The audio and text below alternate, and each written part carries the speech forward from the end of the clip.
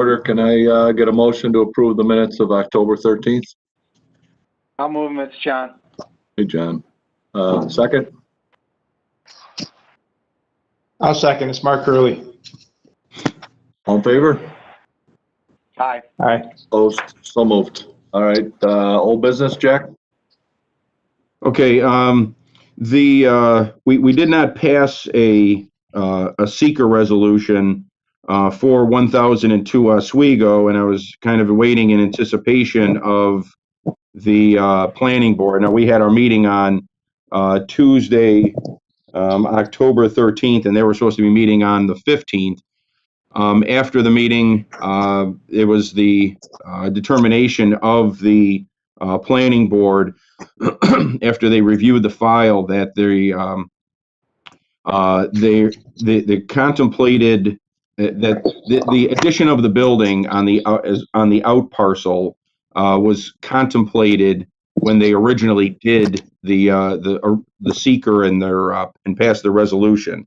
So they realized that they didn't really have to make any motion on this particular project, and that they were going to rely on the seeker that they had originally.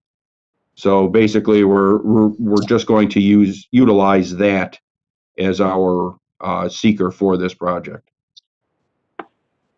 Okay. So it still need a motion just to pass it along. You're passing a seeker resolution, but you're relying on the city's reliance on their first seeker resolution. That's what we're doing. Okay. And that's the one we relied on our first time through? Correct. Yes. Okay. Okay. Can I get a motion to, related to using the seeker from the original application that was filed by 1002 Oswego Street LLC? I'll make that motion. It's Mark. Second? I'll second. All in favor? Aye. Opposed? So moved. GSCB, Jack? Yep. So I was contacted a number of months ago regarding the redevelopment of the former Empire Kitchen and Bath building on the corner of Columbia and State. And we have with us Joe Gem, who is representing the company, is a partner in there. So they're looking to redevelop for a commercial on the first couple floors and residential throughout. So Joe, I'm going to let you get on here and just kind of describe the project to everyone, and then probably be some questions afterwards. But go ahead. Thanks, Jack. Yep. So the building as it stands is 92,000 square feet. Our plans as of today that we've submitted to New York State SHPO include 4 floors of residential and first floor of commercial retail. Yesterday, Julian Adams was in Utica touring the building and going through some specific questions they had regarding the design that we worked through. So it sounds like we should get through our Part 2 approval with the state and National Park Service in DC in probably the next 60 days, we're hoping. And ideally, we would like to have a shovel in the ground come spring. We are trying to procure, commercial office tenants as we speak. If that is the case, we would like to push into the second floor, adding more commercial space over there, which would then pull us back to the 3, 4, and 5 residential. But, given the close proximity to the new campus, we feel that there's going to be a strong desire, for residential market rate units in that area. And ideally, we want to be that connector from Varick Street over to State, connecting to the campus in Genesee Street. So it's a certified historic redevelopment project, meaning we are bringing it back to its original look from the late 1800s. Exposed brick, wood, hardwood floors in the residential units. This is our 4th certified historic redevelopment project in upstate New York.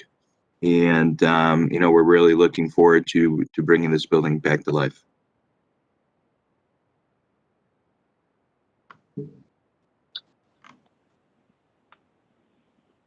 Okay. Any questions from the members regarding the project? I just have a question for my own curiosity. What was that building originally built for? So it was a part of the Utica Steam Cotton Factory, which is all connected from the Brodox building to the south, the H.F. Brown and Tom Pershing's building, the Adirondack Storage. So our building was Okay. mill number 2. So the first building was the Brodox building, and then that went over to our building. And then I believe Pershing's and H.F. Brown. So it was originally built as a 4-story building in the 1880s. And in the early 1900s, they added the 5th floor of our building to it. Joe, were all those buildings at one time connected? Were they all, and then they got subdivided, or? Yep, they were all connected. You can see, at least in our building, you know, on the floors where they would have connected to Pershing's building that's been infilled. Right. You know, we have historic photos that are in our Part 1 application to, you know, SHPO that included some of the historic photos. I mean, it was basically on the canal there, and there were other buildings, you know, 100 years ago that have since been torn down. Right. Just a couple notes on this project. I have, and Joe, this I'll get back with you afterwards offline. But I did receive comments back from the city regarding the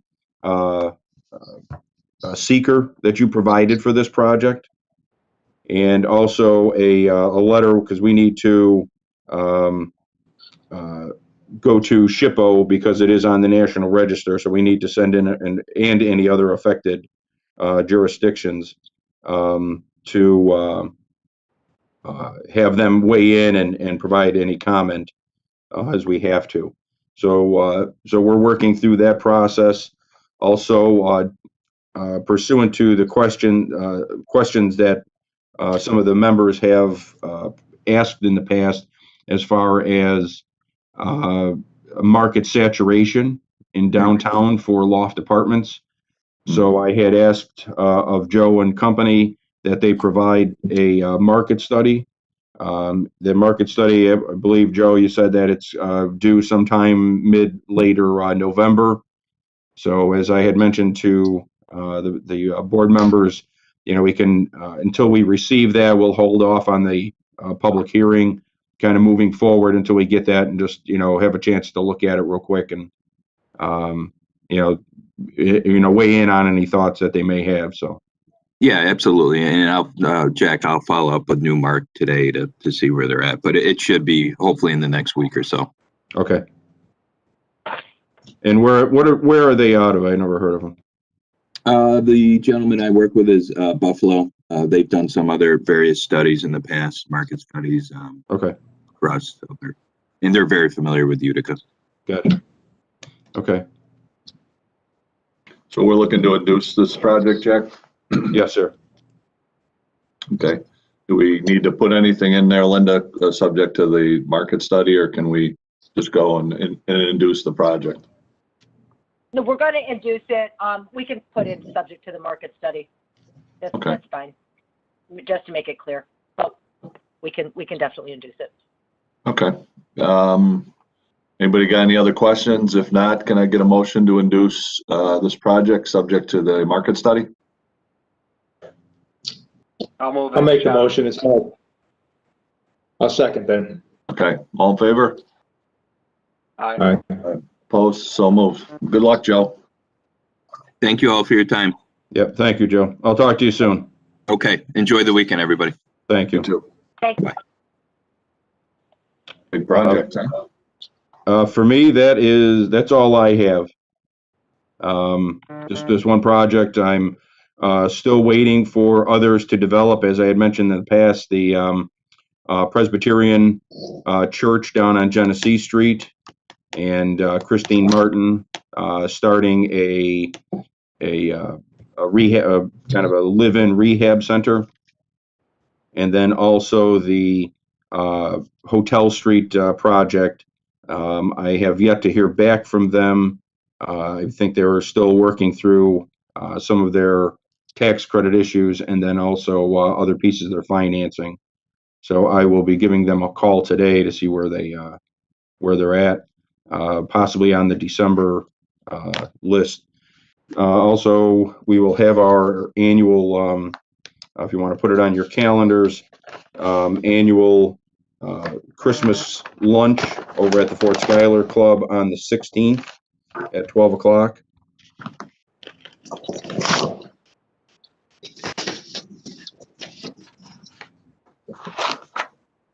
And that is really it for me. We're working toward the annual report, which will be due at from the businesses in February. So I'll be sending those letters out to everybody sometime early December. And that's really it for me. Okay. Anybody got anything else? If not, can I get a motion to adjourn? I'll move to adjourn. It's Mark. Second? Second. Okay. I guess everybody's in favor, so have a good day, everybody. Thank you so much. Take Have a care. good day. Bye-bye. Take care. Bye-bye. Hey, Mark. Linda? Has left